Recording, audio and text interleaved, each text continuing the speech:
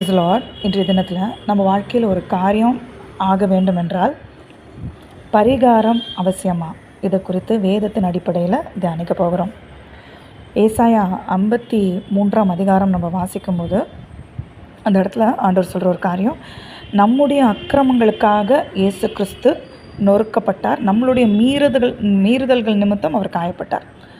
அப்போ இப்படிப்பட்ட ஒரு அன்பான தேவன், அதாவது நம்ம செய்கிற தவறுக்கே தான் பரிகாரியாகிய கர்த்தராக மாறுகிற ஒரு கர்த்தர், நமக்கு ஒரு நன்மை நமது வாழ்வில் வேண்டும் என்பதற்காக பரிகாரம், அதாவது காப்பு கட்டுறது, முட்டி போட்டே நடப்பது, இல்லை வருத்தி உபவாசம் செய்வது, இதெல்லாம் எதிர்பார்ப்பாரா? இதுக்கு ஆபக்கூக் 2:14 நம்ம வாசிக்கும்போது, கர்த்தரை அறிகிற அறிவு நமது வாழ்வில் இருக்க வேண்டும்.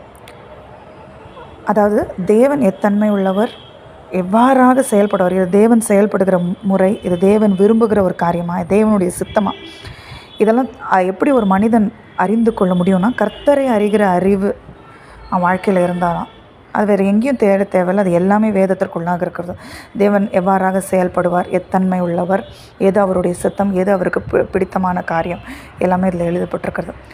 அப்போ இது சாதாரணமாக நம்ம வாசிக்கும் போது, வேதத்தை வாசிக்கும் போது இது புரியாது. அதனால தான் ஆண்டவர் சொல்கிறாரு, முத தேவனுடைய ராஜ்யத்தையும் நீதியும் தேடுங்கள், சகலமும் கூட கொடுக்கப்படும். இந்த ராஜ்யத்தையும் நீதியும் எப்படி தேட வேண்டும்?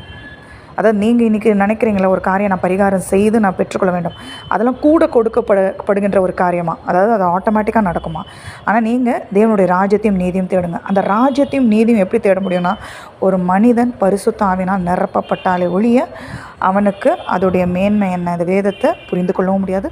தேவனுடைய சித்தம், தேவனுடைய பிரியமான காரியங்கள் எதையுமே அவனால் விளங்கி கொள்ளவும் முடியாது. தேவன் எத்தன்மை உள்ளவர் என்பதை அவனால் அறிந்து கொள்ள முடியாது.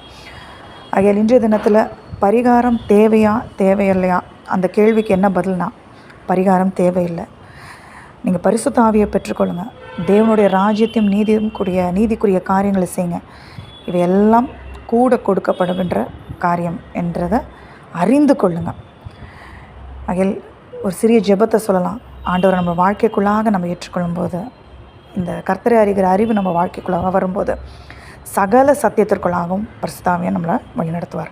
அன்பின் பரலோக தகப்பனே, இந்த நாளிலும் கூட ஆண்டவரே, யாரெல்லாம் வாஞ்சியாக ஜெபிக்கிறார்களோ அவங்க வாழ்க்கை ஆண்டவரை நீங்கள் மாற்றுங்க. பரிசுத்த ஆவியானவரை அவர்களை நிரப்புங்க. ஆண்டவரே ஸ்தோத்திரம், சகல சத்தியத்திற்குள்ளாகவும் நீதிக்குள்ளாகவும் அவங்கள வழிநடத்துங்க. பரலோக ராஜ்யத்தின் உண்மைகள் வெளிப்பட தேவர் உதவி செய்வீராக. இயேசுவின் நாமத்தில் நாங்கள் ஜெபித்து ஜெயங்களை எடுக்கிறோம். ஜெபம் கேளும் நல்ல பிதாவே, ஆமென்.